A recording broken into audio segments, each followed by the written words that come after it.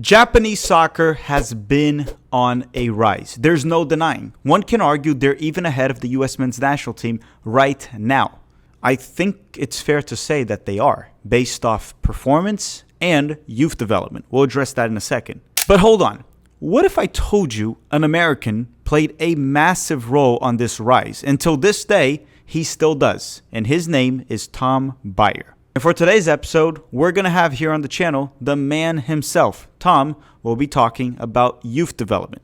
Hi, I'm Filippo, and welcome to Tactical Manager TV, and welcome to a very special episode, a very special new mini-series. This is how it's going to go. Welcome to our new 2-episode mini-series, and this time with no one less than Tom Byer. And to be honest, this was one of the most insightful mini-series we've ever had here on Tactical Manager TV. I learned a lot from this conversation. Part 1, we will have Tom talking about his story, his methodology, and the impact he had in youth development in Japan and even other countries. If you're a soccer coach, maybe a parent that wants to help your child with soccer development as a player, you are going to want to pay attention. This episode's for you and any soccer fan out there. Now, part 2, we're going to focus on U.S. soccer youth development, the issues within it, how to improve it, and the work that Tom started doing in the United States. He's going to address that as well. He just came from a trip to the U.S. He currently lives in Japan. Now, I do want to make one thing clear before we move on of why I believe Japan is ahead of the United States in youth development. It's not just because of what Tom's about to say. Let me explain my point very quickly in an oversimplified way. So as I said, I actually believe Japan is ahead of the United States in youth development. I think if both teams faced each other right now, on paper, it's extremely close. You can even argue the United States might be ahead on paper, Japan. The thing is, Japan just looks better as a team. However, the main difference is the Japanese players are pretty much all developed in Japan, while the United States has plenty of players that were not developed within the U.S. youth system domestically. And I'll give you some names. Balogun, Musa, Dest, A-Rob, Carter Vickers, Johnny, Malik Tillman. Right there, you have, 4 to 5 starters. Both of our fullbacks are starting center forward. If you remove those players, then we are clearly behind Japan. Their domestic player development is better. And keep in mind, the J-League started around the same time as Major League Soccer in the 90s. These are two very young leagues. So I just wanted to make that clear so you can understand why I am claiming that they have a better youth development. I could dive into it a bit more, but you're going to hear it from Tom himself. And I guess that's all. Sit back, relax, get some popcorn, drop a like in the video, which you probably should have done already, and let's bring in Tom Byer.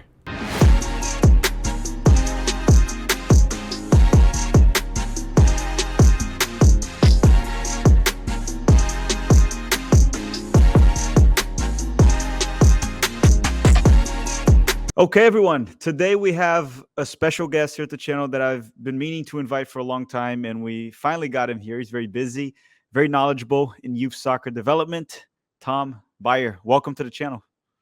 Filippo, thank you for the invitation. I know you've been trying to chase me down for a couple of weeks while I was doing some traveling, but I'm back in my home in Tokyo and ready to roll. Yeah, and we're even going to talk about your trip a little bit at some point, probably in part 2 when we talk about the United States. So, Tom, you are actually very successful in youth development. You know what you're talking about, and you have a proven track record.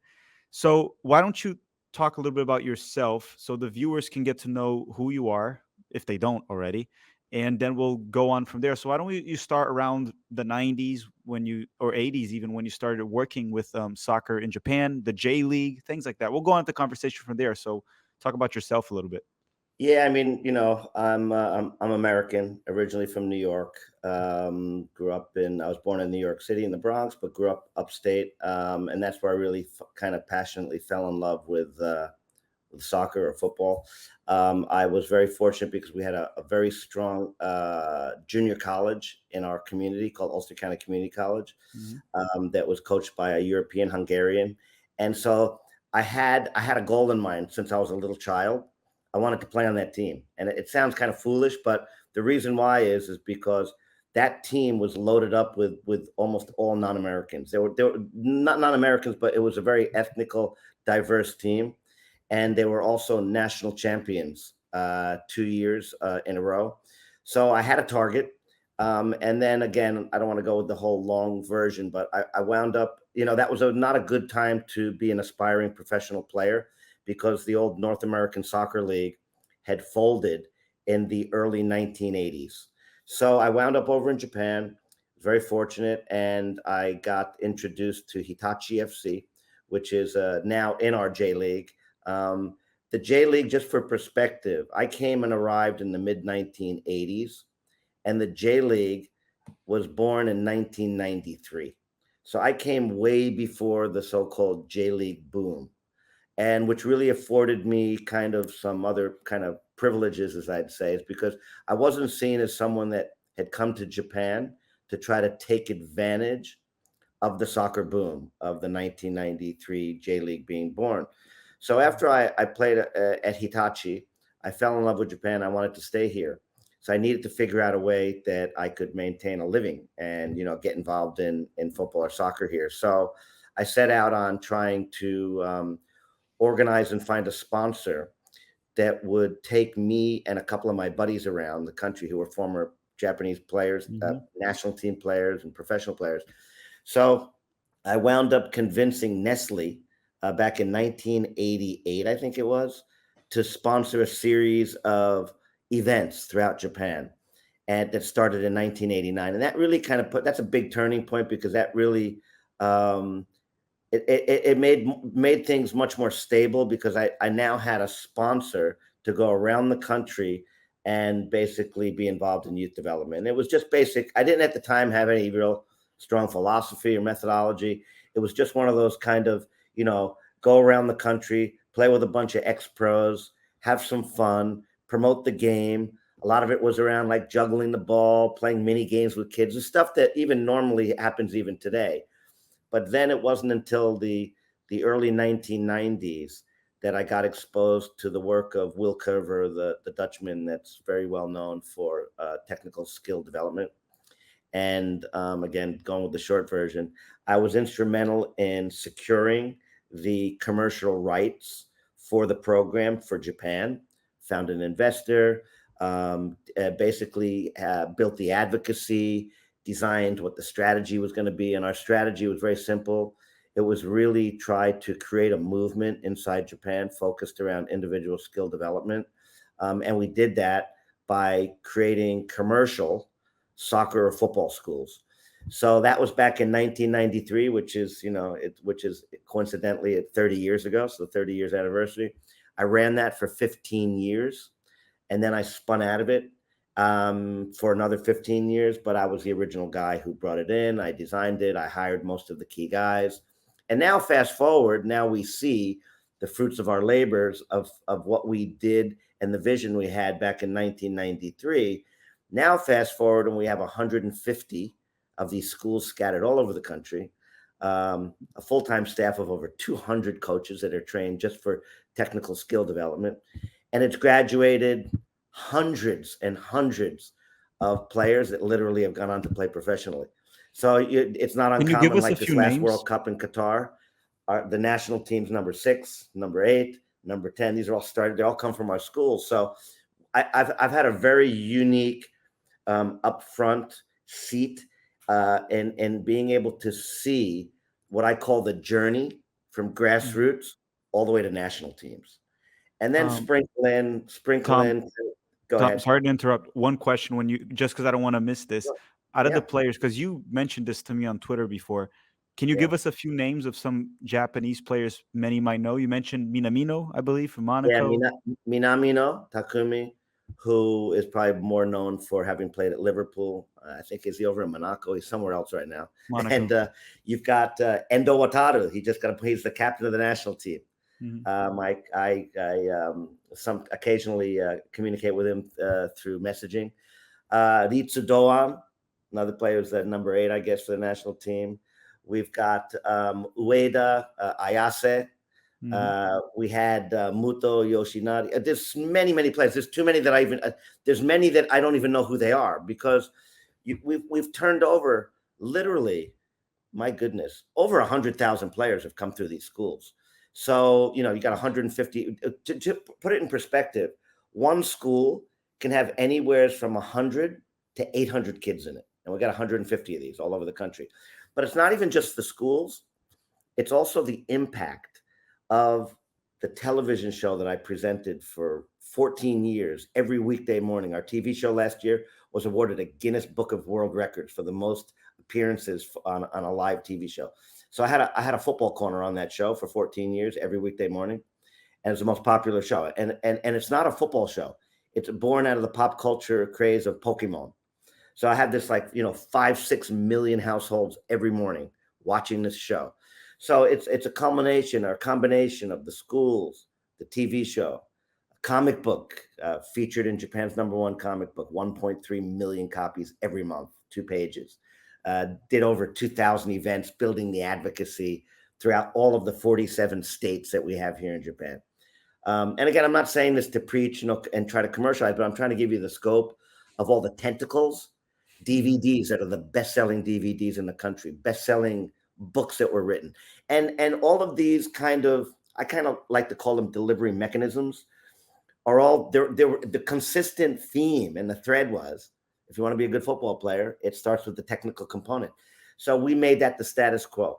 So everywhere you go, people are don't need convincing anymore, and basically you will see technically strong players everywhere. So when I first came to Japan in the 80s and then started playing, we had very good players here. The difference was we didn't have many of them.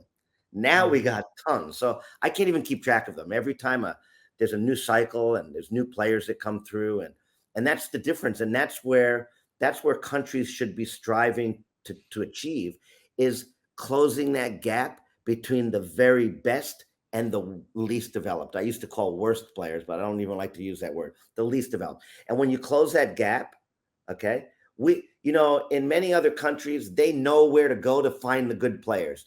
Well, here in Japan, they're everywhere. They're everywhere, and they're all technically strong.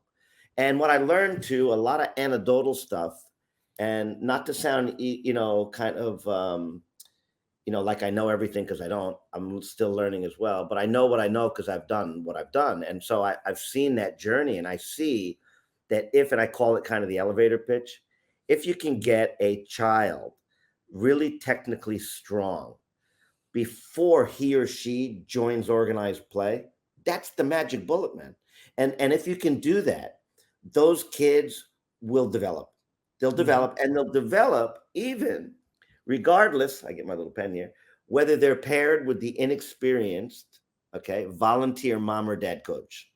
Because that's when the old mantra in football or soccer of just let them play, the game's the teacher, game-based, this, that. No, that only works when you've got kids that have a good technical foundation. But what happens in many countries around the world, and in America in particular, you've got a huge geographical, landmass, is that you've got coaches that are coaching kids of various different abilities. So you've got like 25 kids and 1 or 2 kids that's really good. There's some kids that are so-so, some kids are athletic, some kids that, couldn't, they trip over a cordless phone. So and I'm saying that in a nice way. Some kids, their motor skills haven't developed well. And especially in today's day and age, where kids are much less active. They're very, very sedentary, right? They don't get those gross motor skills that we used to get when I was a kid, playing and running outside and climbing trees and, riding bicycles and playing cops and robbers, freeze, tag in the park, hide and seek. Kids don't have that. So now the whole idea, and that's where the whole different tangent, but that's where this whole argument of specialization goes around too as well, because, specialization, and for your viewers or people watching, it's the whole concept of only specializing in playing soccer or baseball. So there's a school of thought that kids should just play all sports and what have you. But okay, that's a whole different conversation. But that's a background of my me here in Japan, and a little bit of the philosophy and the methodology. But I have a couple questions there actually. The story's quite interesting, but there's a couple things you said that really caught my attention that I 100% agree. I don't know if you know, but because I didn't tell you, so you probably don't know. I grew up a good part of my life in Brazil. So okay, I've seen their way of developing and what yes, happens in Brazil. And I think Brazil, along with good development, there's a bit of like yeah, the culture. The culture plays such a big role in development in Brazil. And obviously you talked about technical ability. That's the number one priority in Brazil. And I know Brazilian football or soccer had a big influence in Japan too. And they brought Zico there, and they worked sending players abroad to Brazil. I remember that because I lived in Rio de Janeiro, and there were Japanese players coming to Brazil, almost like as like an exchange student, almost a Sure. few years ago. Now, my question to you is this: you talked about how what's done before the players reach organized play, which organized play would be the academies, essentially. We can put it that way, Sure. just so people can understand in the United States. What do you mean by that? You mean like developing a pickup coach in the United States? And I want to understand, how does your soccer schools, the ones you mentioned, the 150, is that the age group you normally work with, those pre-academy ages, and then you feed the J leagues and the Japanese leagues? I'm assuming Japan has promotion, relegation, and open pyramid, unlike the United States, which that definitely helps. So can you elaborate on that, if it made any sense to you, what I Yeah, asked? first of all, when I say when I say organized play, I'm not even talking academies. I'm talking about just joining a team. Okay. So as soon as you cross over the line into organized play, which is normally the global standard, 6 years of age, first grade, you've joined an organized team. So what I have found in my experience over 30 plus years here in Japan is if you get kids that are technically proficient before crossing over the line into organized play, those kids will thrive. Those kids will develop. Okay. Now, when you look at even just in America, 38.5%, because numbers don't lie, man. 38.5% of kids who play soccer in America quit by the age of 7, another 50% quit by the age of 10, and a whopping 70% quit by the age of 14. And I say, hey, I have a good idea. It's not the good kids quitting. It's the kids that have never learned the basic building blocks, fundamentals to go on to enjoy the game. And then self-awareness kicks in later when you're a little bit older. When you're a very little young kid running around the field, even if you're running around as a 6-year-old with 20 other little kids chasing a ball, and your team loses 10-0, that kid will usually come off, give a high five to mom and dad, and say they had fun. But then Mhm. self-awareness kicks in. So so what I'm saying is that, for example, in Brazil, you don't have that problem because kids are learning those basic building blocks way before they're thrown into a full pressure game Mhm. or even organized play. And that's the whole brilliance and the beauty of Brazil. Because when I started even studying about Brazilian players, I realized they don't fall in love with football. They fall in love with the ball first. They Mhm. fall in love with the ball first, and that leads to a lifetime of love of playing and watching and engaging. It's the culture, it's ingrained. What is culture? Culture is a community or a group or an organization that shares the same values and beliefs. And in Brazil, every time I watch Brazil play, and I love Brazilian football, you look at the players and you have to kind of think they look like they're drunk on skill. It's almost freedom with no responsibility. It's like they have to beat a player before they pass the ball off, or they're looked upon as an inferior player. So it's Mhm. a culture thing, right?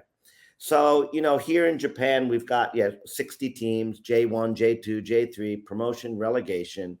But the funny part about this whole thing in my journey here in Japan is that the coaching here in Japan is not very good.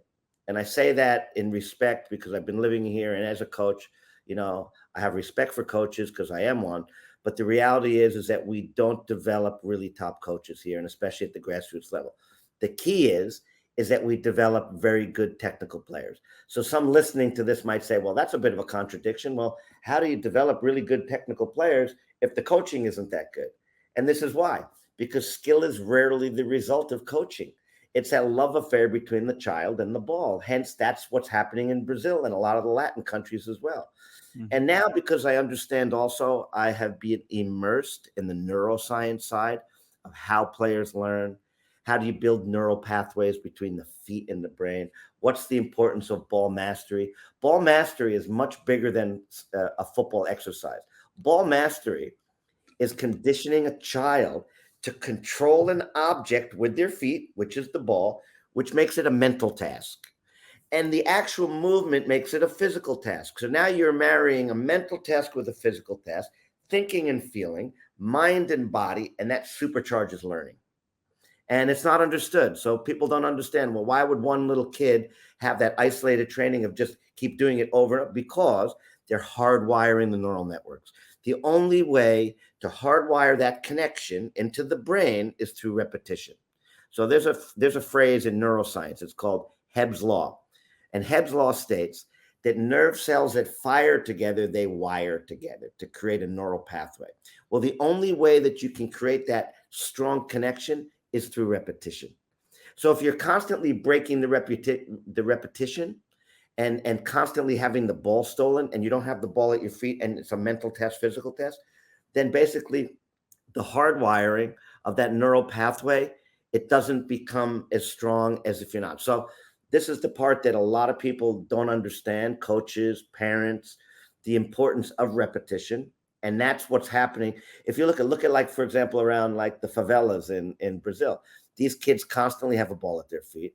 They're constantly firing and wiring. They're myelin. Myelin is basically, if you look at this cord that I'm holding right here, this is the power cord to my cell phone, my iPhone. Now think of this. The white plastic coating right here insulates the copper wire that the signal travels along. Okay. The body is lined with what's called myelin. It's basically neural networks.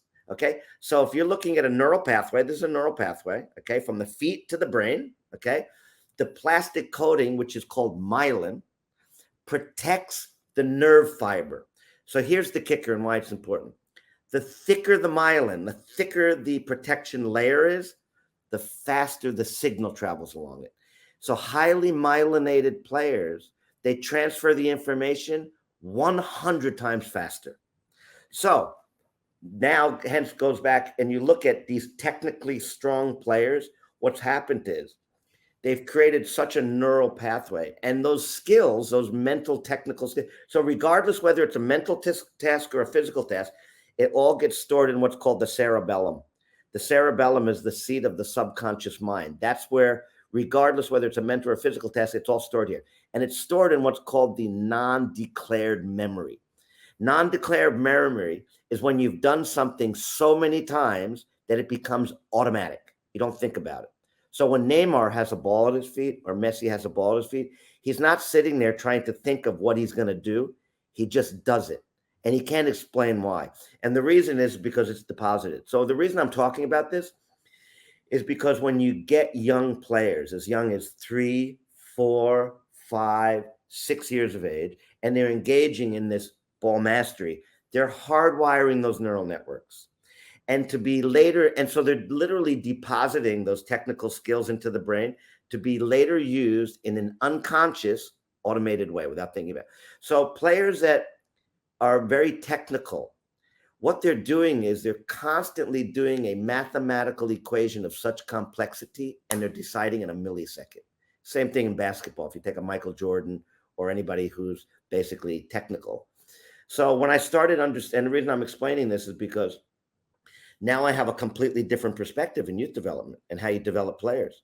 I understand the importance. I understand that 95% of a little child's brain is developed by the age of 5 or 6 years of age. So that's a golden age. So the football world literally hasn't caught up to what science already knows. And that is that skill acquisition happens much, much earlier than they suppose it. So when you look at all the curriculums around the world for football associations, which I've studied and read most of them, they basically literally, and this is unbelievable if you think about it, they actually get the phases of development incorrect. So think about you're throwing darts at a target, and they're not just missing the bullseye, they're missing the whole target. So skill acquisition happens much earlier, and it happens in a very natural, organic way in what I call the football cultures of the world. So now when I start connecting the dots and realize, okay, FIFA is made up of 211 member association countries. So it's 211 countries in FIFA. Now on the men's side, I can talk more about that because that's what I've worked in, but I've worked in the women's as well.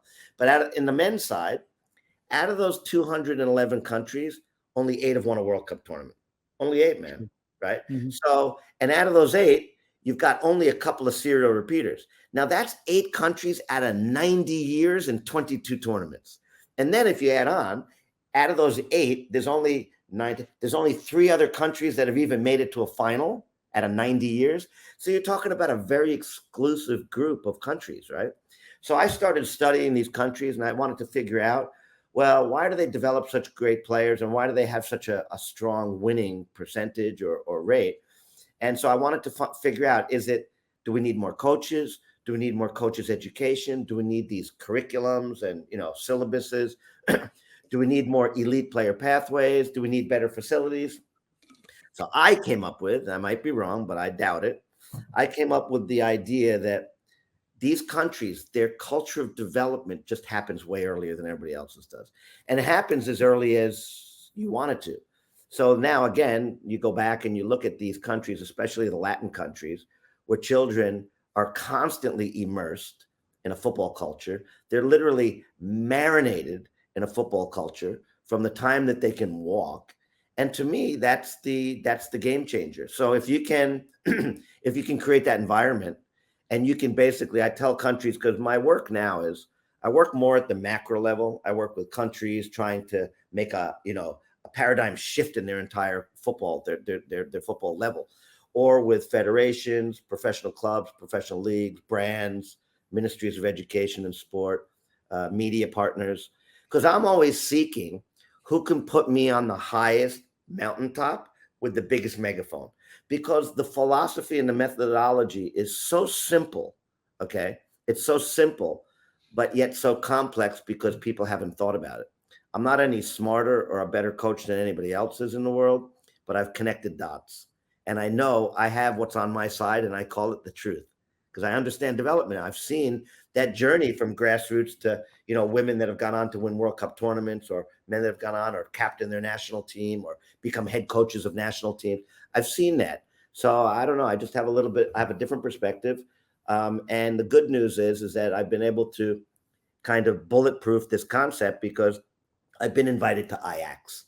I've been invited to Manchester United. I've been invited to, present to AZ Alkmaar. I've been invited to Dynamo Zagreb. I've To been with the Tactical Manager TV. Yeah, exactly, right? Exactly. I've been invited to you guys. So, and unfortunately, the kind of reflex for the football world is, let's make things really complicated because, difficult sells. No, it isn't, man. And what I'm presenting is so simple. It's really, at the core of the whole kind of football starts at home mindset are just two simple things, man. Can you get a kid comfortable with a ball at their feet before they cross over the line into organized play, and the vital role that parents play in facilitating it? That's it, man. And if you can get that and understand that, you don't need to listen to Tom Byer for an hour and a half. You don't need to read a book. You don't need to do anything. But a lot of people don't get it. So that's what we're here for. You know what's interesting about what you said? Because I went to a channel that wanted to interview me too, and they asked me, because they asked this to every American, when did you fall in love with soccer? And then the Americans always have an answer, is like, oh, it was when Lendon scored that goal against Algeria, or that Josie Altidore goal, or Clint Dempsey for Fulham going to the Europa. I just fell in love right there. When he asked me that, I responded saying, I don't know. I don't remember. I was born in Brazil, and you just kind of like grow up with your dad shoving a soccer ball right in your feet, just go play, or your dad taking you to the Maracanã stadium, or your Yep. dad sitting down to watch games with you. So I don't remember. I just grew up with a soccer ball, and all my friends did too. And we would go to school wearing soccer cleats. Also in middle school, I went to middle school in Brazil, and high school in the United States, and elementary in the United States. But in middle school in Brazil, I would go to school wearing Yeah. cleats, which in Brazil, in the US, that doesn't happen. So that's just a cultural thing. In the United States, which we're going to talk about in part two, that culture doesn't exist. So you almost have to kind of force that, or the parents have to get their kids to fall in love with the soccer ball beforehand. Before we move on to part two, I have one question for you, because I want to pick your brain on this here. I'm very interested in what you have to say in regards to this. You talked about ages 3, 4, 5, 6 as key ages to get the kid to develop that technical ability. Do you do that? How do you get the kid to fall in love with the ball? Because I've seen people try to do drills. I'm kind of very much opposed to drills in that age. I think sometimes you get the kid to fall out of love with the sport. What I like to do when I work with kids I don't work with kids at that age, so it's a bit hard for me to Yes. say, but I have worked with kids at age like 6, for example. I try to get them to have as much fun as they can with the ball. So drills that they'll have fun with it, like 2-beat-2s, 1-beat-1s, and then just pickup games and just keep it under control. The ball goes out of bounds, I throw the ball back in, no throwing, just keep playing, keep playing, keep playing, instead of doing drills. What are your thoughts on Yes. that?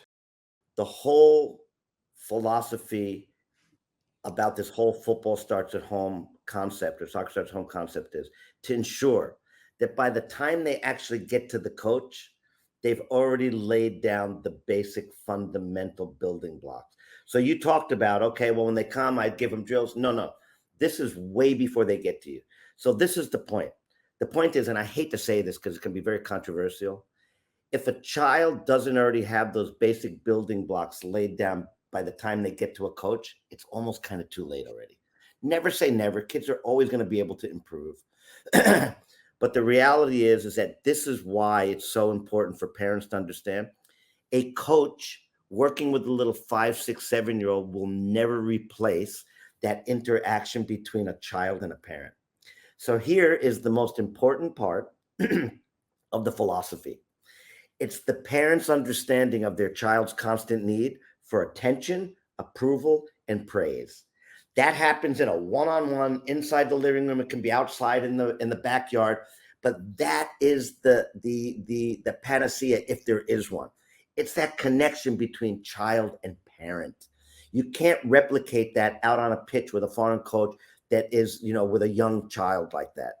And so that's the whole kind of crux of the whole philosophy is that by the time they show up to these organized trainings where you're going to throw a 2v2 or you're going to even just call it an exercise, if the kid hasn't already laid down that foundation. Now, that's not to say that kids aren't going to develop, they will, but it's a hit or a miss now. Now you're getting into a hit or a miss. Whereas what I'm trying to do is I'm trying to basically do it more by design. I want parents to understand that obviously any child that gets a head start in just about anything is going to do better than the kid that didn't get the head start. So the whole idea is to ensure that by the time, like for example, my kids, very simple, man. By time 6 years of age, before they joined organized play, before I ever dropped them off at their first training session, they were already technical wizards. They were just already technically sound. Now, I saw their journey for 6 years. Here in Japan, you play 6 years, 6, 3, and 3. 6 years of elementary school, 3 years of junior high, 3 years of high school. Through the 6 year period, the elementary school phase that they played on, same coach, same teammates, 6 years in a row. So let me give you the makeup of the team. When my son joined, 20 some odd kids. When my son joined, he was the best kid technically. Okay. There were 2 other kids that were pretty good. And then the other 17 kids were starting from zero. And there were 7 girls included in the team. Now, the head coach of that team was one of the volunteers, fathers of one of the girls. Okay. Lovely fella, great guy, professor at a university, but he played rugby, didn't know anything about football. So in the beginning, I was kind of pulling my hair out thinking, oh my goodness, what did I do to deserve this? I'm the guy on TV every day. I'm the technical guy. But this is football, man. Depending upon where you live will depend upon the quality of the coaching that you have available. That's it, everywhere in the world. So in the beginning, I was frustrated. But then it started to kick in. I started to understand, oh my goodness, this is the best environment in the world for my son to be in. You know why? Because he's really, really good technically. And the coach, who's not an experienced coach, he doesn't overcoach him. So that's when and only when the just let him play. So if I take my professional hat off and put my father hat on, I'm pretty happy. I go to the games, and every time the coach is yelling for my kid to get the ball because he wants my kid to have the ball at his feet. Now, then I fast forward, and 6 years later, okay, I look at the makeup of that team. My son is head and shoulders still the best player on the team. The other 2 kids are probably number 2 and 3. And then the other kids are okay. But then there's probably half of them that didn't even develop.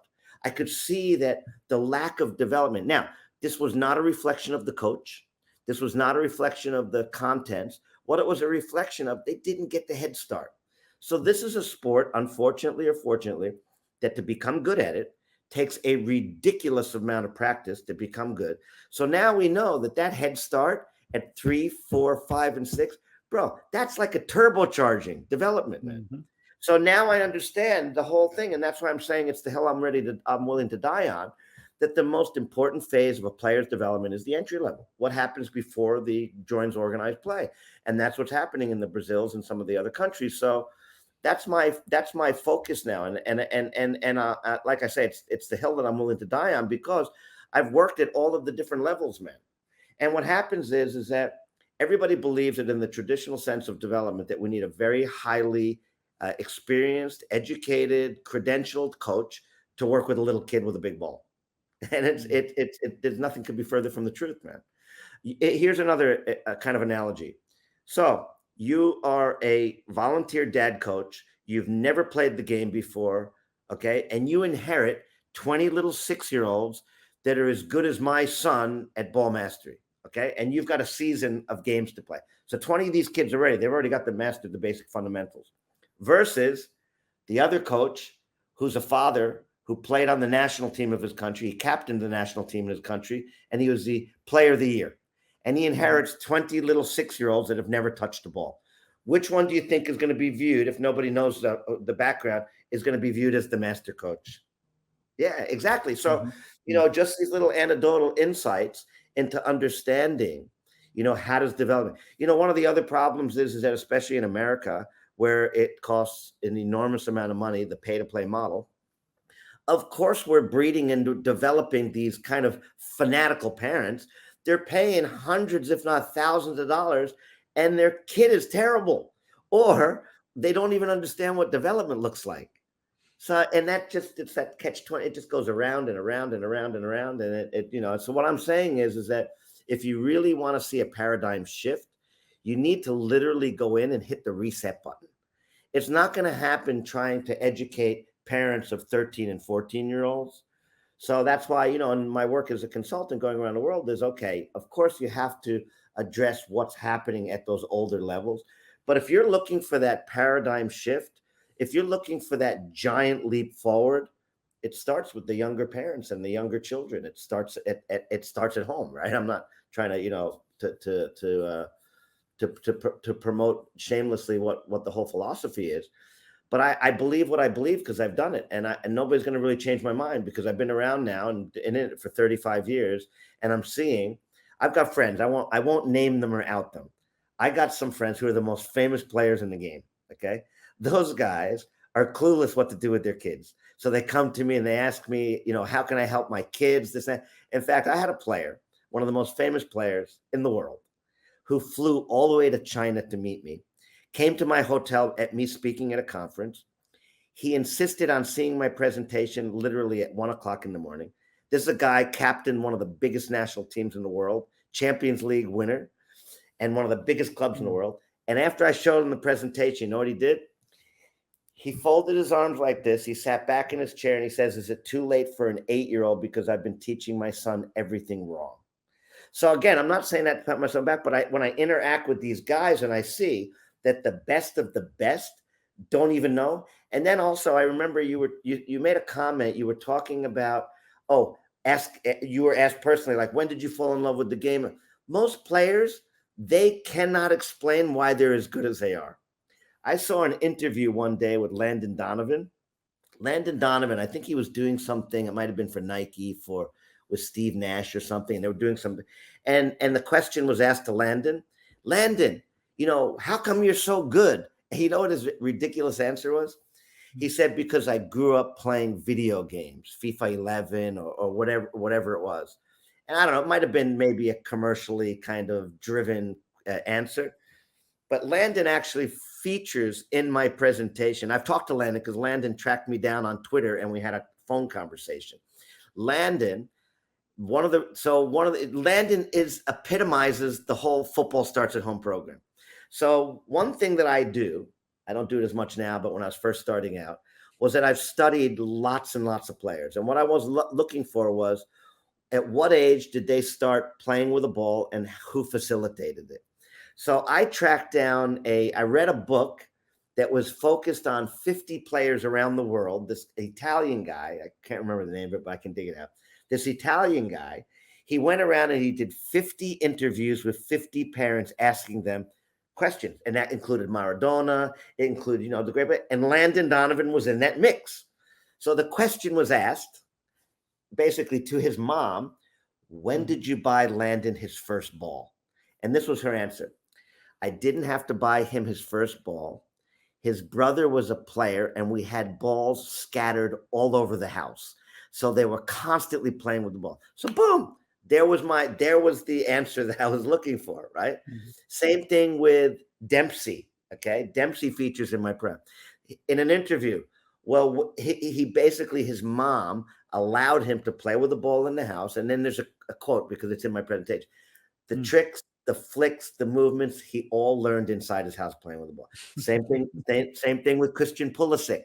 Interview with his dad. Well, when did Christian? Oh, that's easy. When he was 2 years old, 3 years old, he developed ball handling skills way before the rest. So it's it's not a secret. It's just that you got to know what to look for.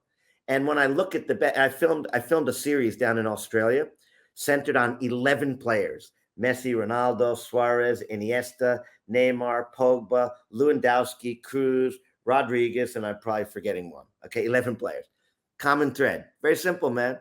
They all started playing in around the home between the ages of 2 and 5, and they credit their fathers and sometimes their moms with their development and their love for the game. Tick. That's it, man. So that's why I kind of chuckle and I see that everybody's going around and, they're trying to think of, inventing the wheel on player development. And what I'm saying is no, the reality is it's pretty simple. It's a sport that needs early engagement. You need to master the basic building blocks, because when you master the basic building blocks really early, that's when and only you can start layering, and they call it scaffolding, the more complex, difficult movements. So the difference between my kids getting that head start at 2, 3, 4, 5, and 6, when they show up to practice, now they're experimenting. They're trying to step over. They're trying to do double moves, triple moves. They're trying to do different things, where the other kids are stuck trying to just control the ball with the right foot. They can't transfer the ball from the right foot to the left. They can't do a basic 1-2. They can't do a basic overlap. They can't understand combination play because they can't control their ball by themselves, let alone involve another player to understand, okay, well, I can use that player to beat this player. So it all connects. And it all connects because a kid got a head start.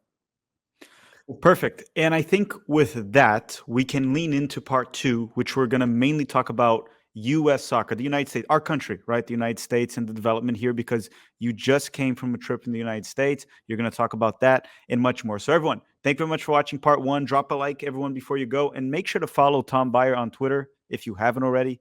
Great work. You heard everything from him here on Tactical Manager TV as well. And we'll see you all on part 2.